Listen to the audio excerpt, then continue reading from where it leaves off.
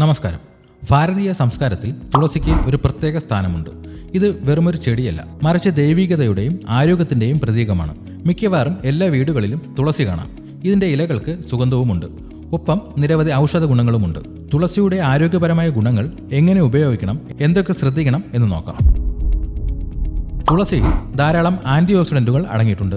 ഇത് രോഗപ്രതിരോധ ശേഷി വർദ്ധിപ്പിക്കാൻ സഹായിക്കുന്നു.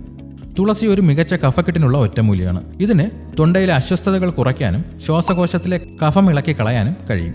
തുളസിക്ക് മാനസിക സമ്മർദ്ദം കുറയ്ക്കാനും ശരീരത്തെ ശാന്തമാക്കാനുമുള്ള കഴിവുണ്ട്. ഇതിന് ആന്റി ബാക്ടീരിയൽ, ആന്റി ഫംഗൽ ഗുണങ്ങളുമുണ്ട്.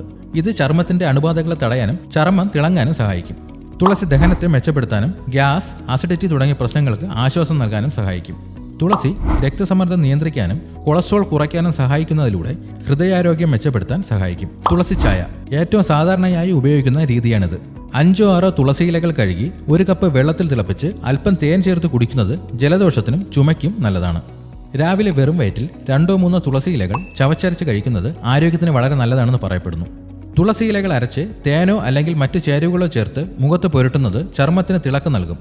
തുളസി എണ്ണയും ചർമ്മത്തിന് നല്ലതാണ്.